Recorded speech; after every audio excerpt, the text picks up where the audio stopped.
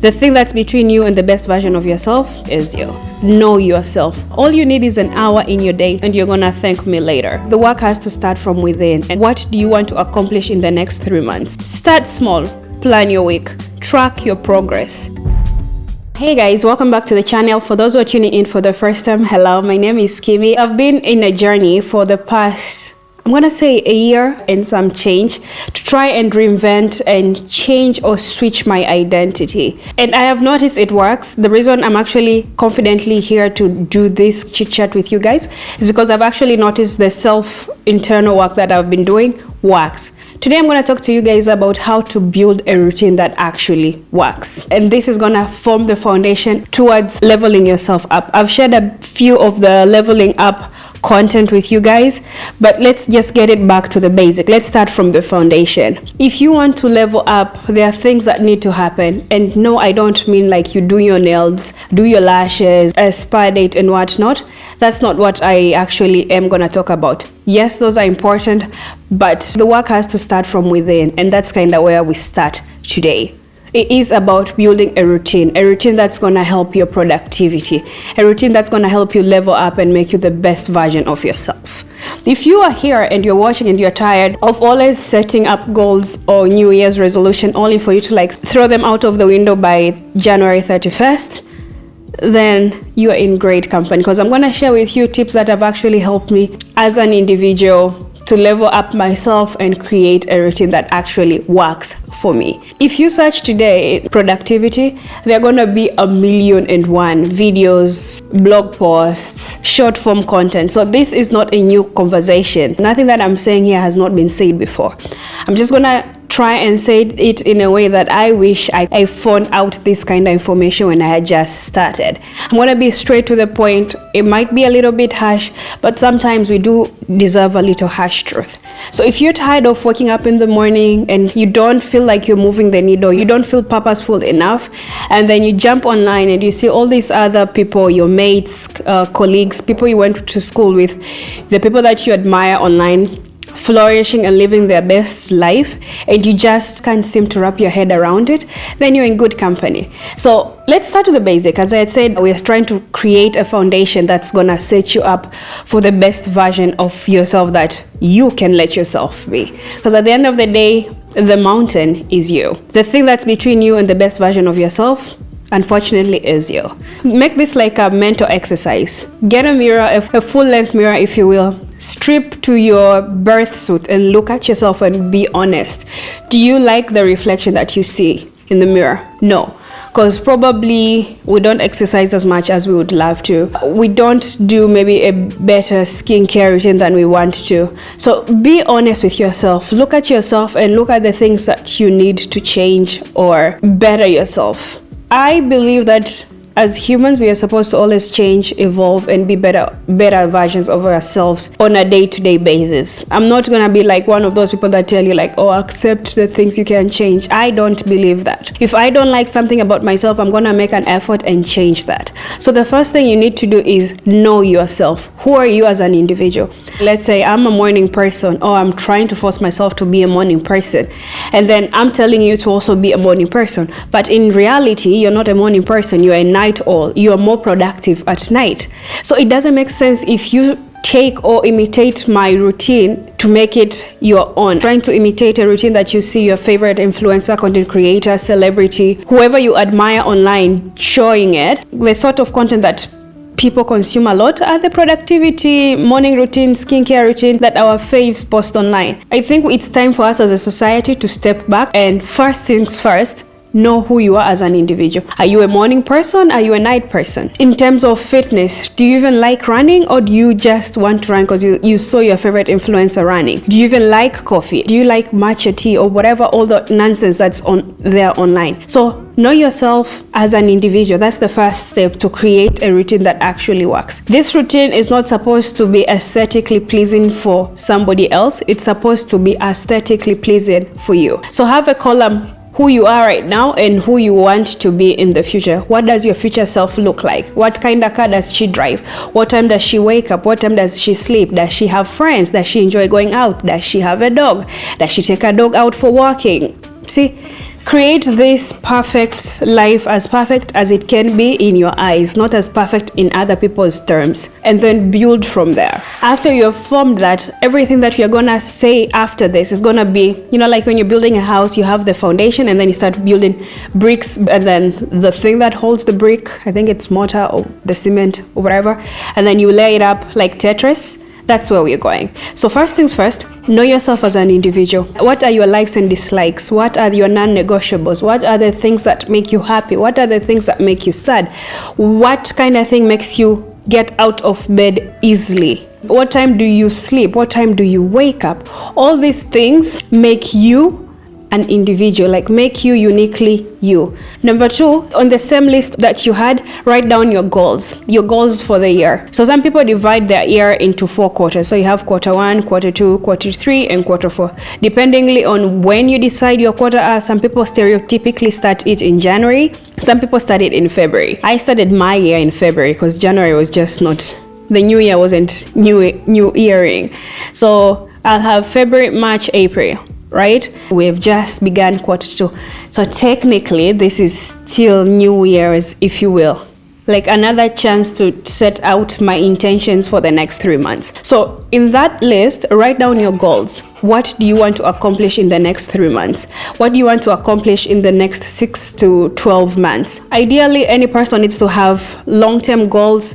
This could be anywhere from 5 to 10 years, and then you have midterm goals like 3 to 5 years, and then you have short-term goals like a year long, which all of this can be broken down into smaller goals, but you need to have the bigger goal. Like my goal would be like to get married and have kids. That's a long-term goal. Or maybe right where I'm at right now is a midterm goal. So that's something I would plan to see maybe in the next 3 or 5 years, right? Let's say I want to travel to, where do I want to travel to?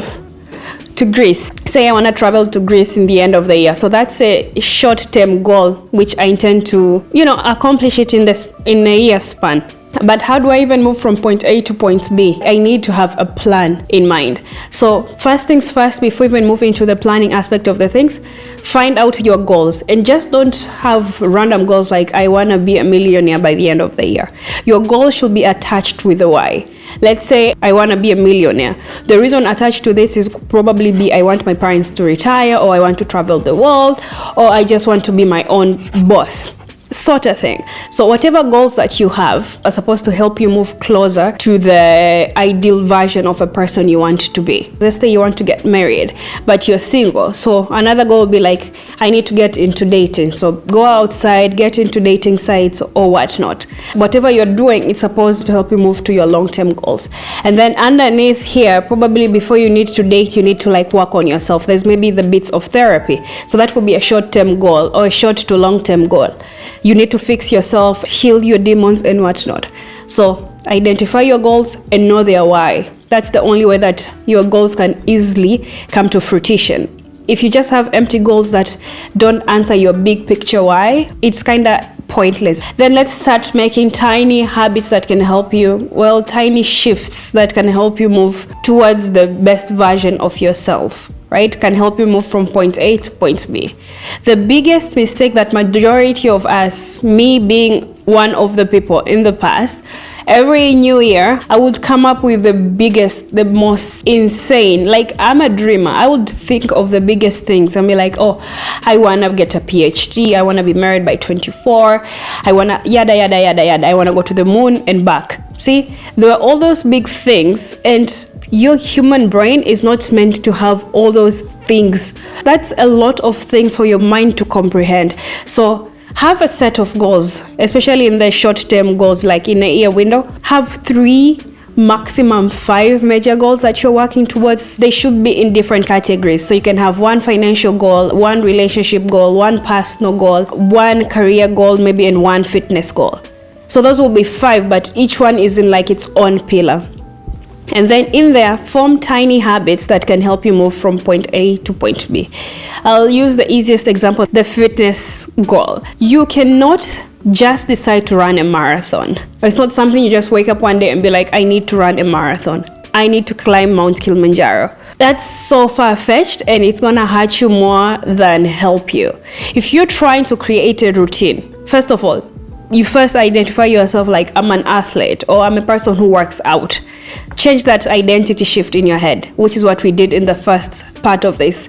Know who you are as a person, and then what does your future self look like? That's where you create that identity shift, right? When you do that, rather than saying, I want to run a marathon, maybe say, I want to run a marathon in 6 months, I want to run a marathon in a year. Take the year time and break it. Rather than just running from 0 to 100, start small. You can't just start today and be like, oh, I woke up and I want to run a marathon, while you've never even run a day in your life. Start by breaking it out. Before you do the 21 kilometers, half of that will be probably 10 kilometers, and then half of that will be 5 kilometers, and then the beginning of that will be 1 kilometer. Before you even do the running, you first have to walk. Baby step. Wake up and be like, this week or this month, my goal is to walk. I will walk for 10 minutes a day. I will walk for 15 minutes a day before I can run. After you get the hang of it, that tiny 1% habit has been engraved in you, you can build into the running. I'm going to run 1 kilometer today. I'm going to run 2 kilometers this week. Build into 3, then 5. Allow room for your body to actually adjust into the changes rather than doing 0 to 100. If you do 0 to 100 really quickly, it's going to make you hate it rather than you enjoying the process. And then you're going to regress and go back to where you were in the beginning. Or for some weird way you actually achieve the marathon, then what? See, you only had the one goal in the end. Let's say you did the training and you have finished the marathon. That's it. That's the end of it. So rather than your goal being, I want to run a marathon, you can have a long-term goal, which is going to be, I want to be a runner. I want to be a person that runs. So that's continuous. Whether you do a marathon or 20, it's always going to be a continuous thing. Maybe the goal is going to be to beat your personal record every time you go out for a run. But if you just say your goal is, I want to run a marathon, after you finish a marathon, there's nothing there that's going to motivate you towards running, because you are trying to run a marathon and then you've already run a marathon. There's nothing more for you there to do. Another example would be like if you want to start meditation. That's something that majority of people are always trying. Meditation is trying to calm your mind, and that's not something that a lot of people can do. Quiet the noise in their head. So rather than just saying, I'm going to meditate for 30 minutes, start small.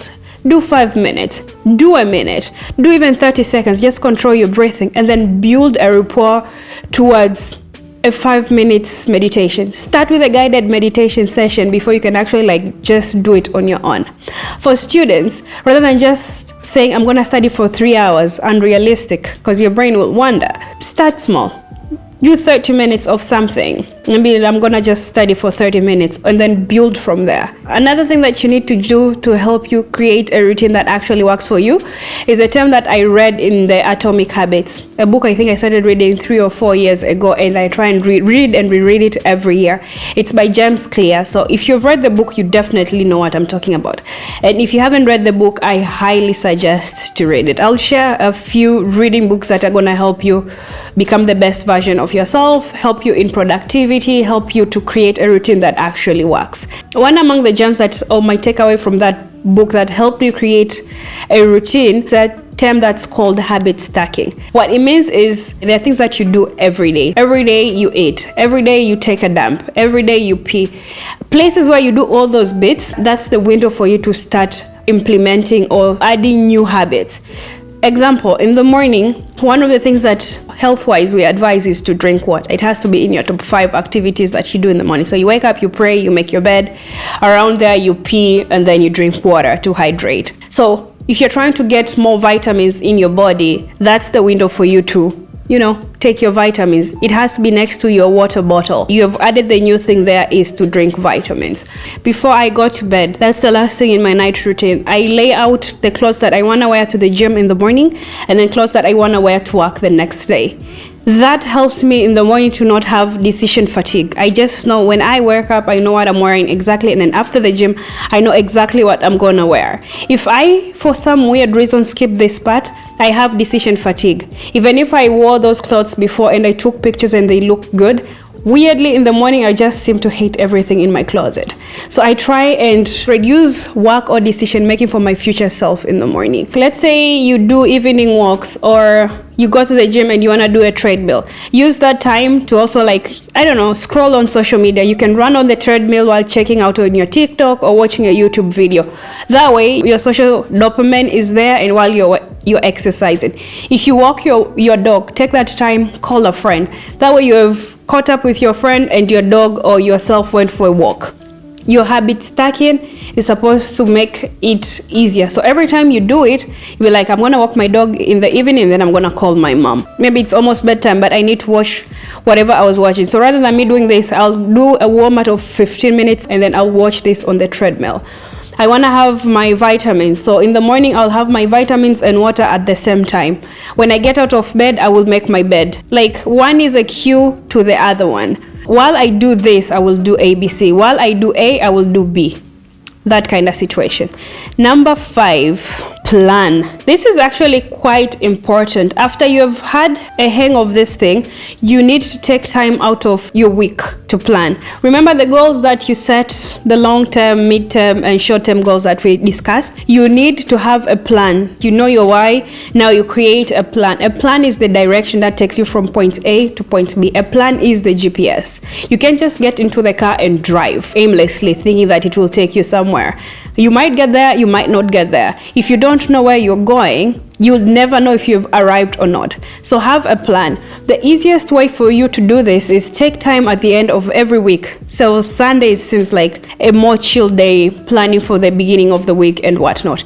Take an hour. All you need is an hour in your day. Take an hour, plan around what you want your week to look like. You want to take all the decision making out of the window, plan what you want to wear in the week, iron what you want to wear, do your grocery lists, go shopping, have your to-do lists broken down. Like, everything you want to do needs to have a time and place written down, so it's easier for you to have like reference. Say I go to the gym at 6 and then I drive to work at 8:30. I'm in the office by 9. I have my coffee by 9:15. I have a meeting with my team 9:30 to like 10, and then I start reading my emails at, let's say, 10, or I'll read them at the gym, and then I have work or like work that I need to do, right? I will time block specific time. Like maybe my window will be 10 to 1. That's the place where I have to like give 3 hours of fully dedicated work towards the things that I'm supposed to do for the day. And then I can have the rest of the meeting maybe from 2 to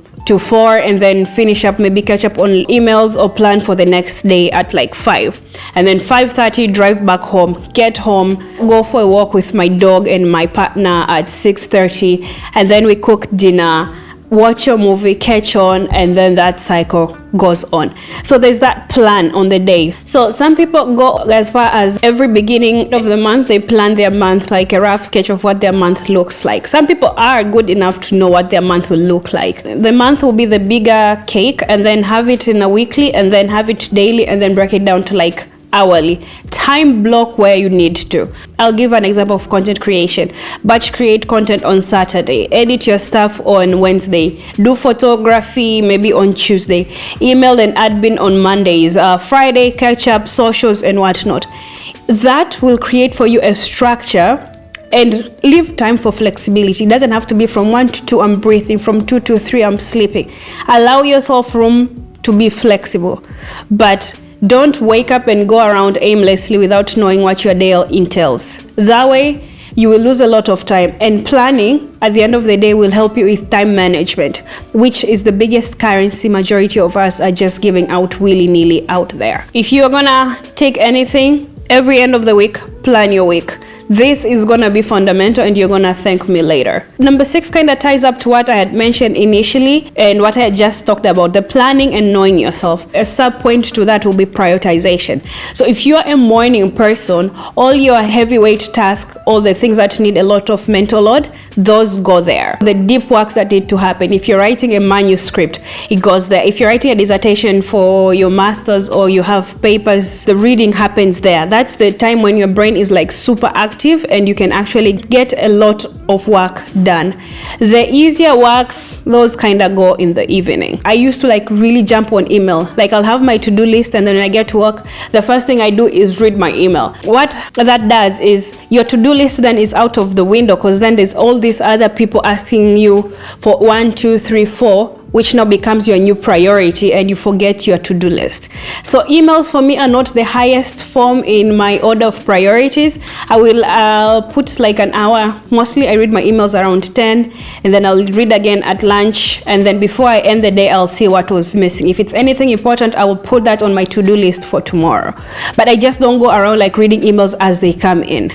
So prioritize your day. All those heavy things that require a lot of maybe physical or mental work, so like that would be like working out or heavy duty tasks, those go during your peak window. If you're a night owl, then they'll be at night. If you're an early bird or a morning bird, then they go during the morning. And also one thing that I had to learn the hard way is people's emergencies are not your priority. Your North Star when you go to work or when you start your day is your to-do list. This is what guides how your day goes. But in the middle of there, even though you're being flexible, if somebody comes with a priority, let's say they had to do their job, but they didn't, and now they're dumping it on you.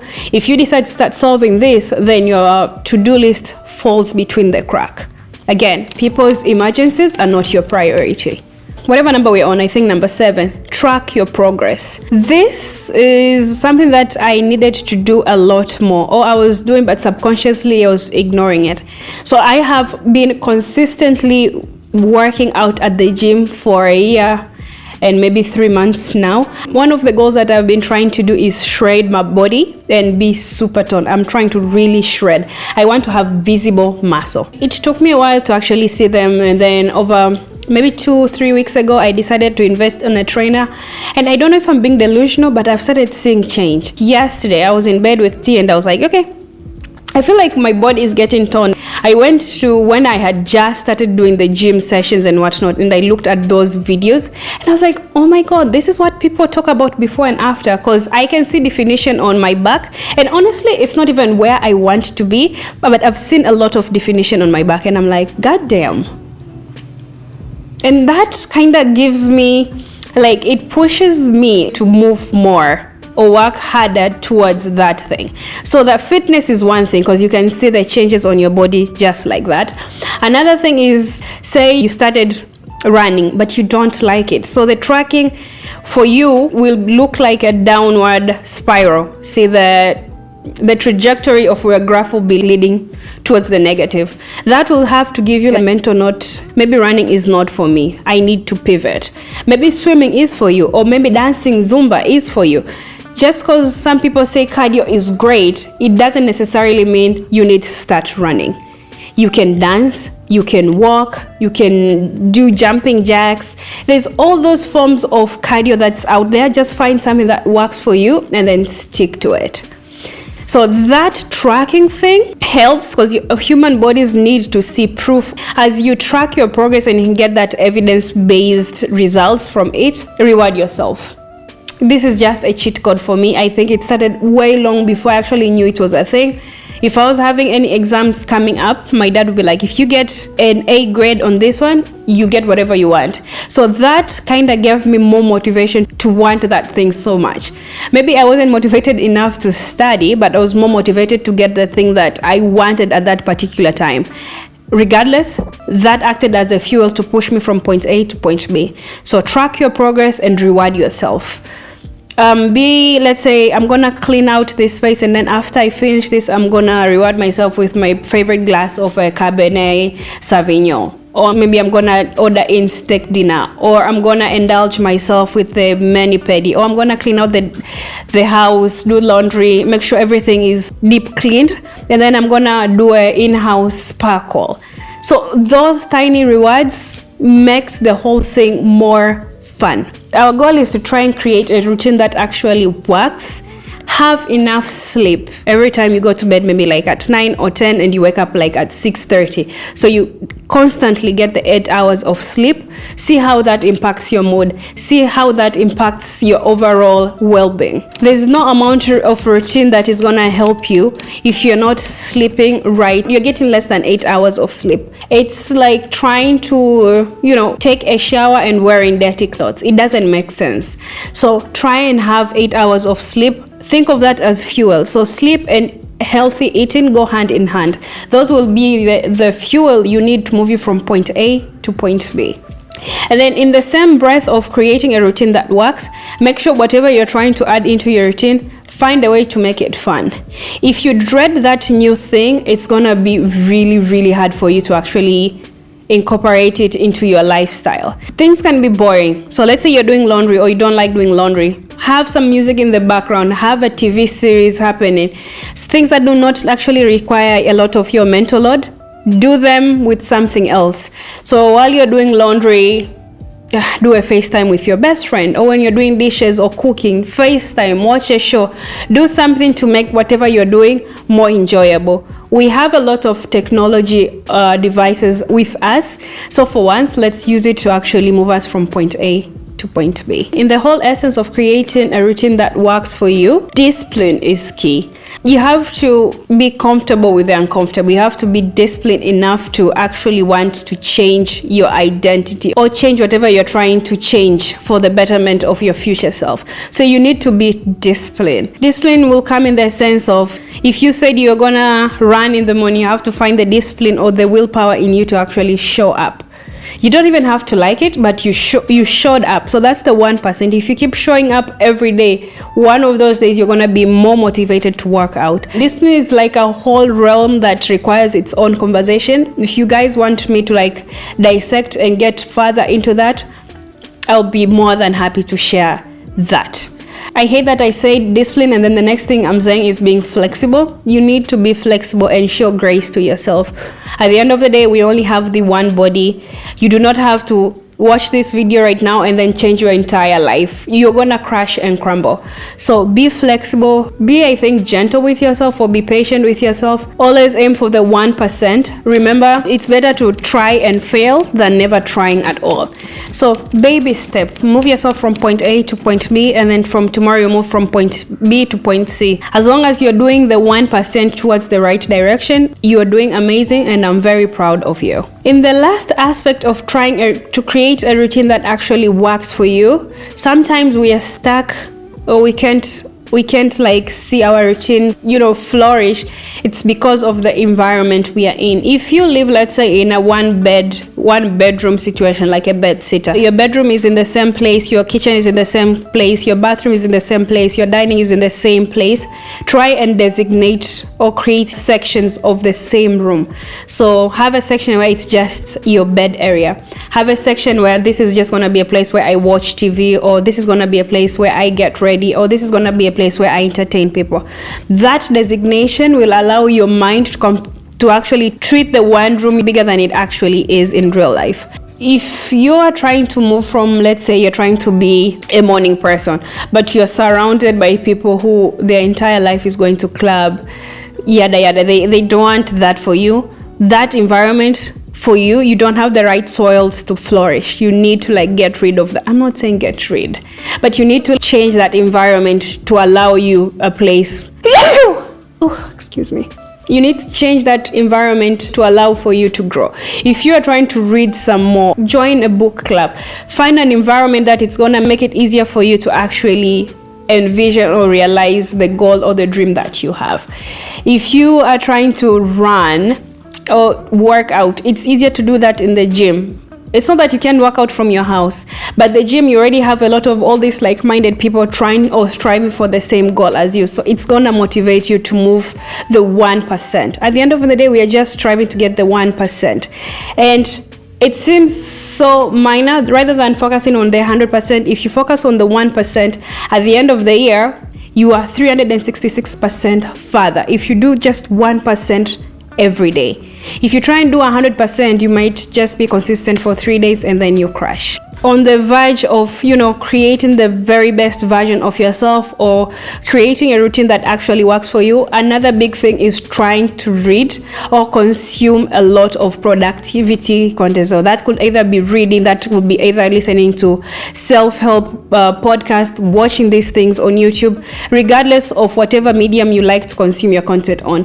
So some of the books that I would actually encourage you to read will be like, one is this, Positive Living Day by Day. You have a Start With Why. This is by Simon Sinek. Really love this. And then I had already mentioned The Atomic Habits by James Clear. 101 Essays That Will Change Your Life. That's an amazing book. I have some e-versions of this book. So if you want to change your life or make yourself move from point A and point B and you need a copy of this, just hit me up and I'll be more than happy to share a copy for you guys to move. Because the goal is for us to live our very best life. Another one, we have Power of the Subconscious Mind, which is what I'm reading right now, and that one is quite powerful.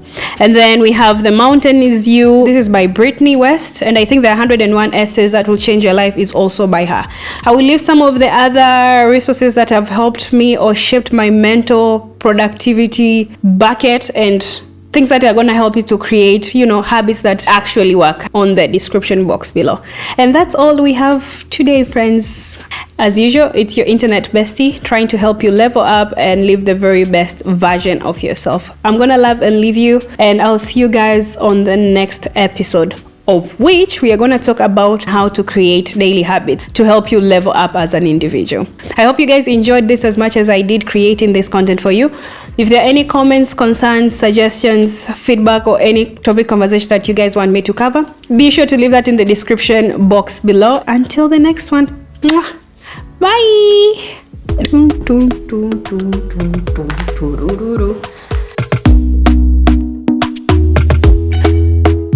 Talk to me nice.